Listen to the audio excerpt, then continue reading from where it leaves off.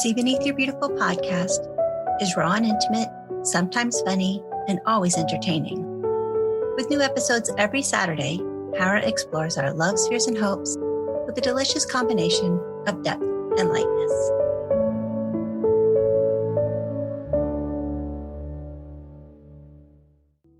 I'm Jacqueline Depaul. I'm an engineering consultant with a physics degree, and I also have a second career as a fashion model, which I started very late in life. And I recently got married for the first time. So how old are you? I'm 52. I got married at 51, and I met him at 48 and a half. You call him the sexy devil, is that right? Handsome devil, yeah. Oh, handsome devil. He's my handsome devil. I love him.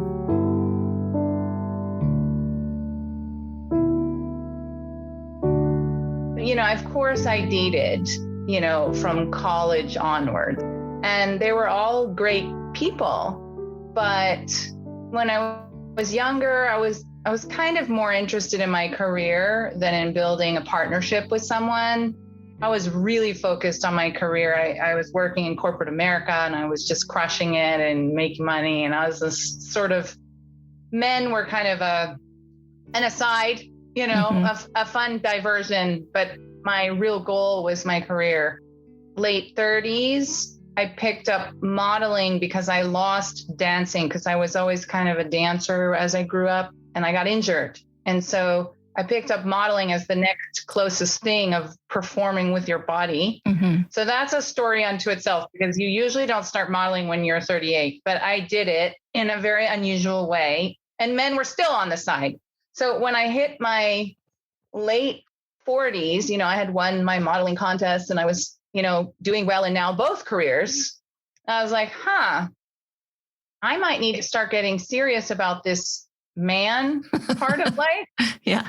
Before I hit menopause. Not that I'm having children, because I was already that wasn't going to happen, and it was never a huge drive for me. But I was like, my skin still looks good. Maybe I should start looking now. I had always had a boyfriend, but never anyone serious, right? And I went through long period, 2 years at a time or whatever, without anyone, and perfectly happy. But now I was like, all right, I'm going to make this a part-time job, because clearly living in Los Angeles, you're either at work or you're at home or you're in your car driving between work and home, right? Mm-hmm. I tried dating people at work. That wasn't really successful, right? It turns into a big mess. Yeah. So I wasn't going to date people at my engineering job, nor my clients, right? And there was no one to date in modeling, because they're all very, very, very young. Like, I could be their mother. And that guy is not going to be in my car or in my living room when I get home. Like, you got to do something to meet one, right? And in Los Angeles, it's a very difficult place to socialize, because everything is a destination. It takes 30 minutes to go anywhere at a minimum, And so, yeah. So I started on the apps. Okay. So here I am, 47 years old. And I'm like, all right, I'm on it. And I made up a system. Like, I was on Tinder and Bumble. And I had this system going. Okay, first we have a phone call, and you can tell when you talk to some guys, already that's not going to happen, right? Right. You could just tell, right? So after the first few texts, have a phone call. No, I do not accept a dinner invitation or anything like that without a phone call. Right. If it got through the phone call, then I would go for a 1 hour or less meeting somewhere, no dinner, just a drink or a coffee. Because sometimes these were very nice people, but you could tell within seconds that there was no chemistry, right? Like, you could just go, oh, no, and sometimes it took 20 or 30 minutes to discover that there was a huge issue with this person. Like, they smoke pot every day, or something like that, right?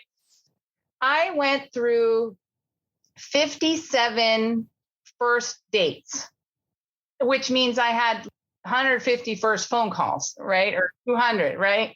And I was going on 2 or 3 quick dates a week. I was determined. I'm like, that's it. You just got to put in the time and the numbers and see what happens. And I named a guy. I still have a list in my phone. Like, each guy had a nickname depending on like pot smoking drummer or English guy that smelled bad or whatever. Like it just like, I really did do that. And there was a few that I went out with more than once and a couple that I attempted a relationship with. This activity, it refined what I was looking for because I kind of had a vague idea. But then by meeting all these people in a very close, it was over a year and a half period of time, I discovered exactly what I wanted. It was a matter of refinement. And then I met my husband. It was so funny because I met him in Hollywood but I saw him, he didn't see me. Like I saw him, he was sitting down doing something. He wears like, I don't know if you've seen pictures of him, but all the jewelry, like the snake and the amulet and the gold rings and all black and 6 foot tall and handsome. And I saw him and I was like, I like that, because everyone thought I would go for the corporate guy. And I was like, whatever he is, I like that. Then I asked my friend who worked at the coffee shop and I said, who is that guy sitting there? And she's like, I think he has a girlfriend, has been with her for a long time. And I was like, oh, bummer. Oh, so you didn't meet him online. You just saw him at a coffee shop? Yes. After all that work. And then I ran into him like 3 weeks later on accident. I was dressed all in my corporate America clothes, my pearls, my hair was up and my black pants and the whole thing. And I was going up the stairs next to this coffee shop and he was coming down the stairs. So we kind of like saw each other at the top and the bottom of the stairs. And then I had this amazing 6th grader moment. When something just flies out of your mouth that was completely unplanned and uncontrolled. But I was like, oh my God, that's the guy. And I had been dating so many people and suddenly someone I was interested in because there were definitely people interested in me, but I just wasn't interested. I was like, I have to say something really smart. Like I have to catch his attention. Right. And so I looked up at him. He had just come around the stairs and this all happened in a split second. And I looked up at him and I go, because he's wearing his whole jewelry and everything. And I go, and really sexual. And I didn't mean it at all. Like this was completely unplanned, but it completely matched the idea that bolted out of my head was like, I want that, it was just like, I want that. And I go, I like your whole thing. Just like that with my hand and the whole bit. I like your whole thing. And then I stared at him in shock because I was like, oh my God, did that just come out of your mouth? That is the most 12-year-old moment that you could possibly have. I was just staring at him like, and he didn't know who I was. He had never seen me before. And he just looks down at me and he goes, well, I like your whole thing. And then I ran away because I was so embarrassed. It was just like being a teenager again or a preteen, right? And then I ran into him again and then we talked and I was like, all right, he's clearly into me, but he's not making a move. And I don't have time for this. I work with CEOs every day. I'm a businesswoman. I'm just going to ask. And I said, okay, I'm just going to tell you that I find you very attractive. And he kind of got caught off guard and was like, well, I think you are too. You're no slouch yourself, he said. And I was like, surely you have a girlfriend. And he looked up at me and he said, it's complicated. We should talk. And I was like, okay, bye. Because in my mind, that meant, some guy that's stuck in a relationship that he doesn't know what he wants and he can't get out and I'm not interested. Right. And I went off and I started dating someone else who turned into like a total stalker, like a really weird dude. And so I broke up with that guy like months later. And then there was a Facebook message from my husband and he wanted to go out for a drink. And I'm like, wow, he's asking me out. Okay, I'm going. And so I found out that he was untangling like a 16-year relationship and a business. And oh, wow. So it was complicated. I just didn't give him a chance to say anything. Then, I gave him the like super interview, like, what about this? And what about this? And what do you do with this? And what do you like? It turned into this like job interview thing, which he patiently answered everything. And finally I was like, wow, he answered every question correctly, but this feels very clinical. Clearly we have no chemistry. And it was so funny. He must have picked up on that because at that point he stood up and he goes, that's enough of that now. And he took my hand and he drugged me off to his apartment. So now I'm standing in his apartment and the whole vibe just changed because I was in his office before. And I was like, oh, and then we started dating and it just, it was so interesting because I had always been told you'll know who the right one is. And I always thought that was a bunch of BS because I had met many men and, you know, I even tried to be with one on and off for many years who had the resume. Like my friends thought I was crazy because he was wealthy and tall and good looking. And he had a house in Manhattan Beach and he worked in real estate and he traveled all over. And I wasn't happy. I wasn't myself. I would go and then I would come home and my friend who was living with me at the time would go, you know, Jacqueline, every time you come home from him, you look like a kicked puppy. Because I would kind of wither inside and kind of feel like I was just dead. And it wasn't that he was a bad person, because trust me, I've had, you know, an abusive relationship. That's a different thing. Right. When you have a guy that's not a bad person, but you don't feel alive with him, I'm not sure it's really worth it. I had decided at that point, that was right before I started the wildfire Bumble dating. I was like, okay, I would rather be by myself than be with someone that doesn't make me feel alive. And I tried to break it down and, you know, I went out on all these dates and I said, okay, what is the one thing that I want from a guy that I really want? If I had to put it in one word, I would say, I want to admire him. I don't care what he does. I don't care if he's a painter that's like carving it out in his workshop or if he's some stockbroker, but I want to admire him, you know, for who he is and what he's doing. My husband, handsome devil, fit the bill. I just admired how he was so smart and he was just so creative and so interesting. And I was just like, okay. And then when we got together, I was like, okay, this is it. If this isn't it, then nothing is it.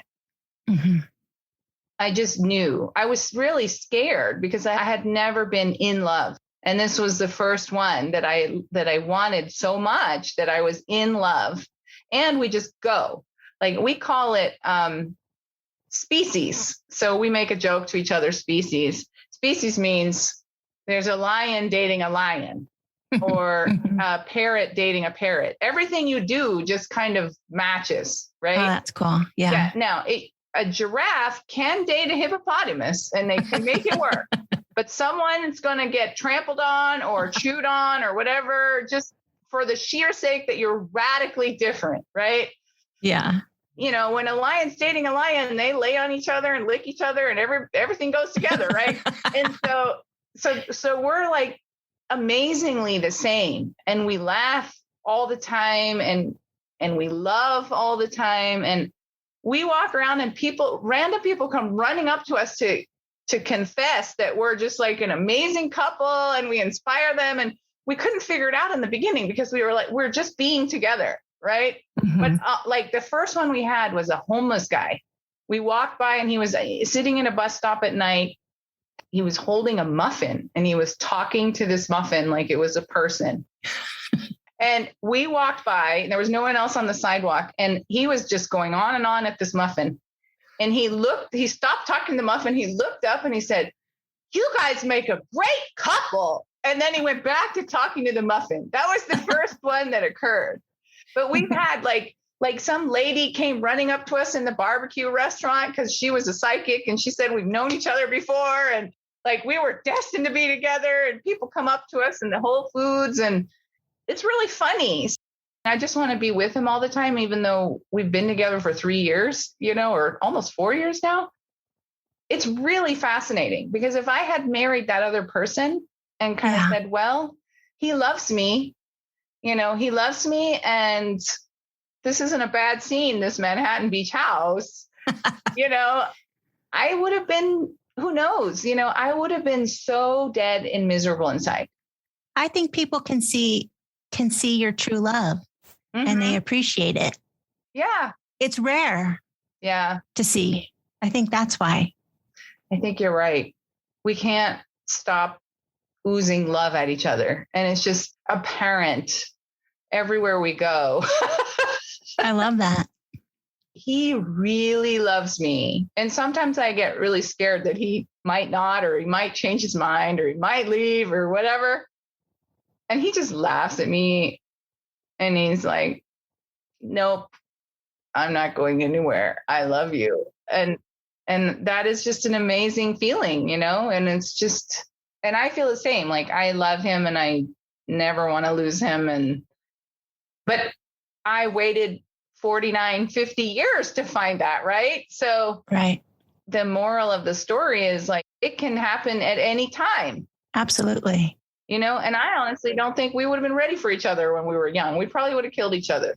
I say that all the time to my husband. I was in a terrible first marriage, and then I was single for 13 years and dated all these people. And then I did the same thing. I went on a date with my husband, and I swear to God, I knew I loved him the minute I saw him. Aww. And we've been together 7 years, and we love each other equally. People always say the same things to us, that it's so nice because we're just so loving. Mm-hmm.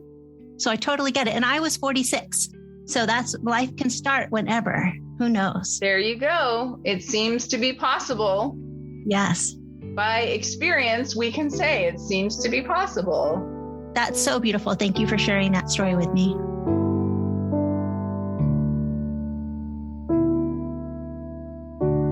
Tell me about your desire to start modeling. You mentioned that you had an injury from dancing, but to start at 38 and then on that path that you took.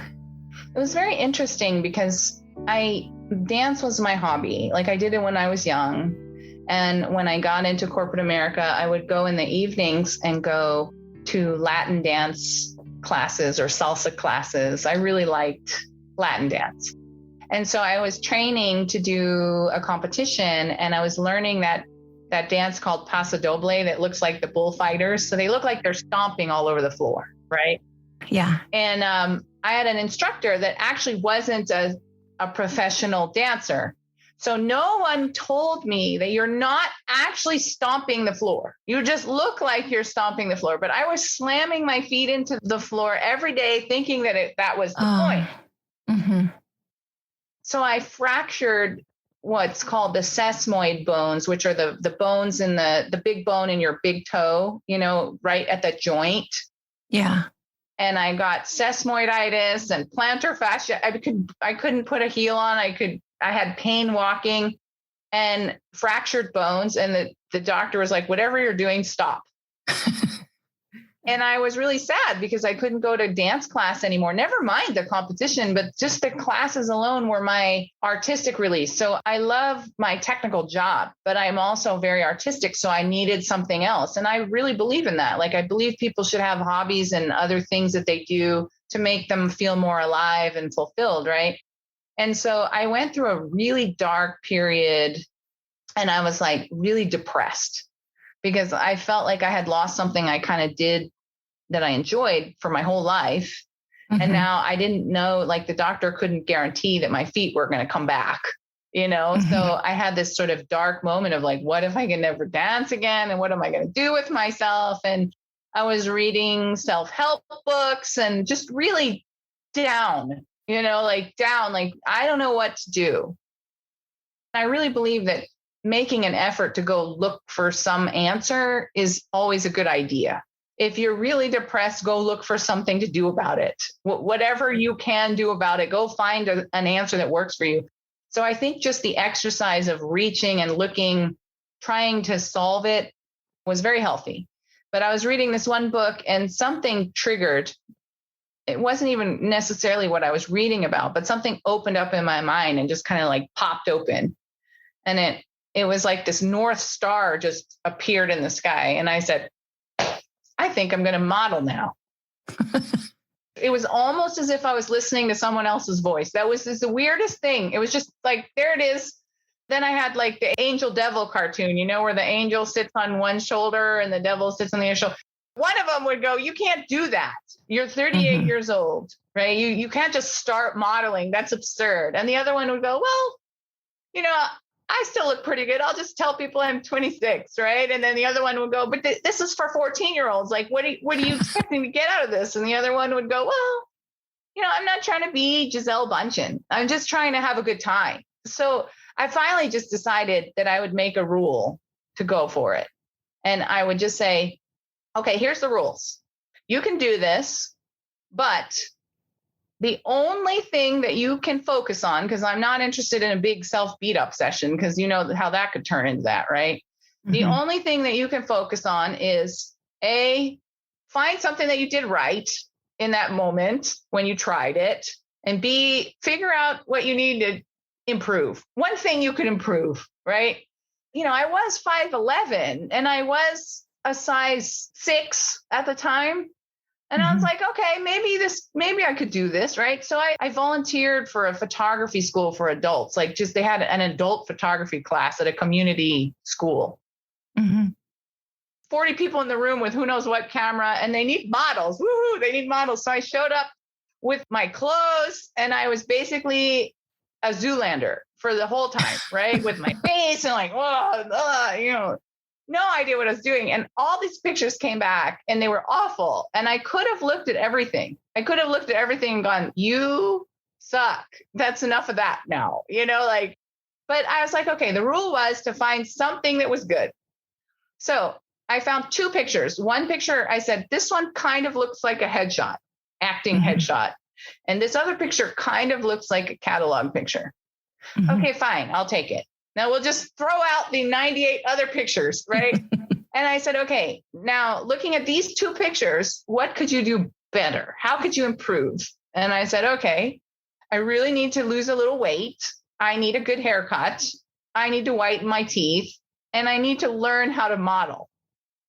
So I just kind of start doing that on the weekends. Like I would convince people to take pictures of me through a website called Model Mayhem and through my business and sales skills and whatever else I could do. But, I was on the weekend volunteering for photo shoots or practicing or trying to go to seminars.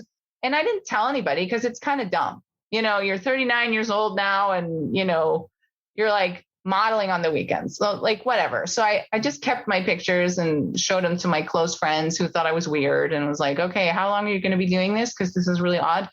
I really received feedback like that. Right. And I was like, but again, it was for my own fun and experience and edification. I really wasn't trying to be some supermodel. Right.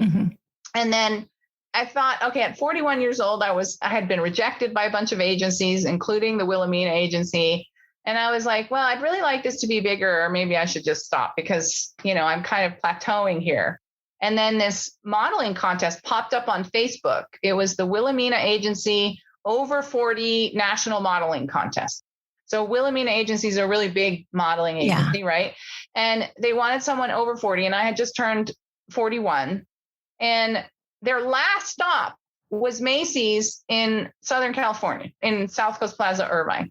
And I was like, okay, Jacqueline, put your money where your mouth is, because this is your chance. You better go. And no sitting around going, oh, it's scary. So I showed up and I went through the whole thing, and 5,000 women entered this contest across the country. And I made it to the 10 finalists and then somehow managed to win the contest. And that's a story unto itself, but I had a whole strategy and the whole bit, but I won the contest. I signed with the agency. So now I had an agent, and I thought, oh, I've made it as a model, right? I've totally made it as a model, because there were other models like me, my age, on the board, but they were all really pretty. Like, I'm pretty, but they were really pretty, right?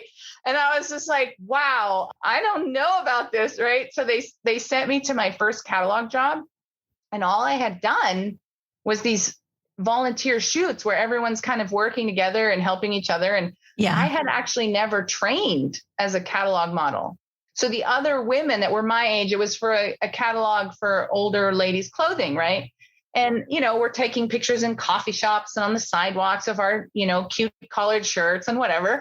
And these other ladies have been modeling since they're 17, 18. For them, it's just a muscle memory.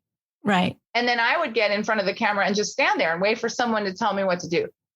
And literally, I remember I stood there, my first pass, and they were so excited about me. They liked that I was tall and they liked my hair. And I got out there and I just stood there like a deer in the headlights, and the photographer was staring at me, and the lighting guy was staring at me, and the creative director was staring at me. And then they all started huddling behind the camera. And I'm like, what are they doing over there? And then they sent me back to change my hair because it was blocking my face. And when I came back, the creative director was crossing my name off the line sheet. The line sheet is where they write the model next to the outfit. And they had assigned me to a bunch of outfits, and they crossed me off. They gave me 3 outfits, which they didn't use any of those pictures because I couldn't do any of it. I was so bad that I didn't even know that I was bad. Like I didn't know anything, right? This was real modeling. This wasn't just playing around, hobby modeling, right? And so they called my agent and they said, we never want to see this girl again, ever. She ruined our shoot. And oh, shoot. And then they had to pay me like a couple grand for being there, and they couldn't use anything, and they were mad as heck. And the agent was now terrified to send me on anything because it's her reputation. And so I was aghast, so embarrassed. And I was like, wow, I have 2 choices here. I can stop or I can fix it. Okay, Jacqueline, if you want to fix it, what can you do to fix it? And I said, okay, I met this lady once that used to be a model in Europe, and now she's a photographer. I'm going to call her and ask her to teach me how to model. Her name's Leslie Pedraza. I met her and I was like, listen, you were a model. I need more than a photo shoot. I need you to teach me how to model. And she's like, what do you mean teach you how to model? And I go, I need you to teach me how to model. I failed. If I don't fix it, I'll never get a job and I have to quit my dream. And she's like, okay. She actually taught me from the feet up. Where do the feet go, and where do the knees go, and where do the hips go, and where do the hands go, and what do they do? And then we had to do a whole different lesson on my face because I was terrified. I was actually trying to alter my face with my muscles because I was so concerned about not being pretty enough. Mm-hmm. And she's like, listen, the camera can see every emotion and you look terrified. This doesn't sell products, I'm like, yeah. These other Wilhelmina models, they're so pretty. I was crying in her studio because I was under so much pressure now because I was in the real modeling. It wasn't just for fun anymore, right? Like I had real competitors.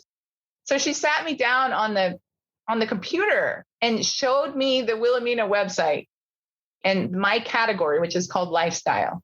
And she says, okay, pick a girl that you think is pretty. And I said, oh, her. She pulls up her picture and she goes, okay, why aren't you pretty? And I go, well, my nose is like this and my eyes are too small and my lips are too small and my lids are too heavy and, and my face is lopsided. And she goes, good, great. Now I want you to look at this girl on the screen. I go, yeah, she's beautiful. And she goes, okay, take apart her face the way you take apart your face. It took me 20, 30 minutes to even conceptualize how to do this. But finally I looked at her and I said, okay, well, her eyes are different sizes. And her nose is a little big. And Leslie goes, okay, great. Do you still think she's beautiful? And I go, oh yeah, she's so beautiful. I finally got it. She was like, listen, it's not your face that they're looking at. It's the who is shining through your face, right? Mm-hmm. Do you look happy and comfortable? Do they believe you that you love this Swiffer that you're holding, right? Like, do you look like you are truly happy in this outfit, And that's what lifestyle modeling is. So I've actually suggested to many other ladies, you should be a lifestyle model. And they're like, oh, I can't, I need to lose weight and whatever. I'm like, no. They want you exactly like you are. They're looking for a pretty older lady, like a pretty grandmother, they just want you to look like you're believable, like you were actually happy in that car, mm-hmm. And very few people believe me. You have to really feel it. And if you feel it, you look beautiful in front of the camera. And that's all you have to do. There's all these little tricks. I went to FierceCon in 2019 and I'm a photographer and I use it all the time. You taught, look in the camera and think of somebody that you love. Mm-hmm. And I do that every single photo shoot and it totally changes your face. I'll show my husband, I'm like, look, this is me. And then this is me thinking of you. And my face totally changes. Yeah, we want to expand that and just give everybody the chance to be a model for a weekend, and to discover the fun of performing in front of a camera. Yeah. Yeah. I would love to go so that I can help the women that I photograph because they're so self-conscious. And what you're saying is speaking to me so much because I want you to look just like you. Mm-hmm. I'm trying to capture who you are. I don't want some image of you that you think I want. Mm-hmm. Beautiful just the way you are, especially when your hair is askew and you got one eye bigger than the other, because that's who you are. When I was just starting, I literally would get in front of the camera and try to tense certain muscles in my face to change my face. Like that's how terrified I was of my own face. Yeah. Thank God for photographers like you and Leslie that can kind of get a person to chill out. And then my rule is you never let the person choose their own pictures because who knows what idea that they have in their head of what they're supposed to look like. They never choose the ones I choose. Because we have this idea of what we should look like. I would pick this Zoolander pose, like, and Leslie's like, well, how about this nice pose where you look really happy? And I'm like, well, I don't like my smile. And, and she's like, what's wrong with it? Like, I think you look really fun, and so sometimes I think it's better to let someone else pick because we just don't see ourselves the way other people see us. I think when we look at ourselves, we just see our flaws. I live with myself every day, so I don't look at a picture and see me as a person. I just look at my physical flaws. Mm-hmm. But if other people look at my picture, they see me. Most of the time, I just let the photographer do it because the photographer was clearly inspired by something. Right. So, and that means that someone else will be inspired by that same thing. That's it exactly. Yeah. I mean, I am seeing something different than they are for sure.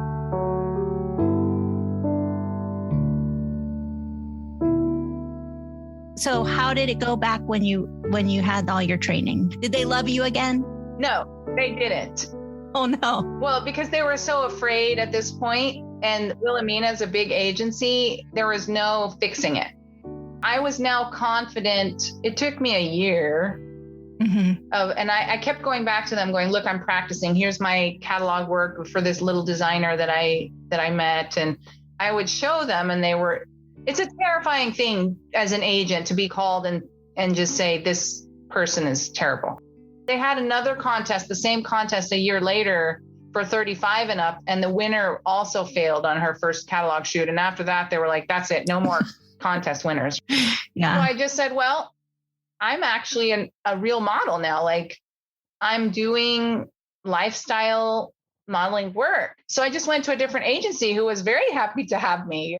Maybe I'll go back to Wilhelmina someday. They probably won't even remember me, but it's just, I don't depend on it for money, which is, I think, part of the magic of it. Cause then you can just have fun. And I wasn't in it when I was little.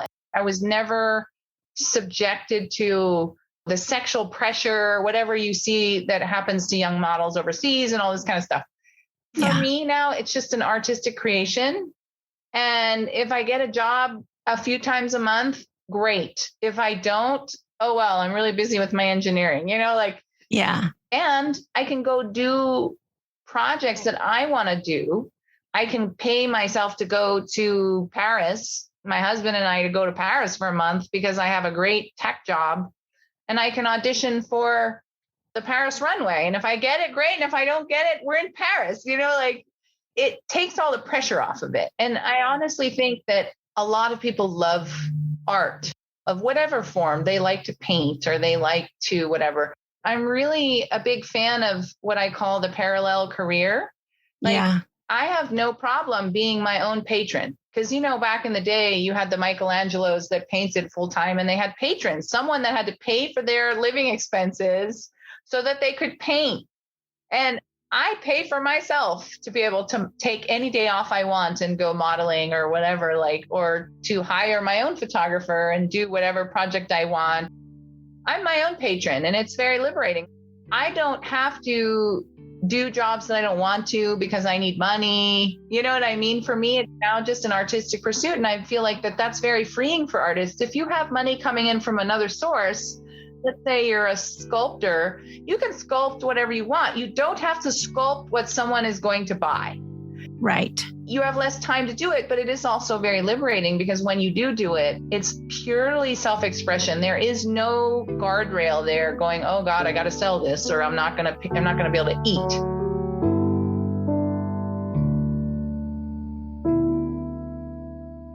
If every woman and man, but I'll speak to the women in the United States, should be enjoying this type of artistic fulfillment or whatever fulfillment they want because we have the opportunity to. If you look at the women in Afghanistan or some of the African countries where they're just being raped and slaughtered and burned at the stake, these women have much bigger problems. They cannot spend their afternoon in the garden throwing a pottery or painting. We have the liberty to do that. And I think young and old, the women in our country forget how privileged we are.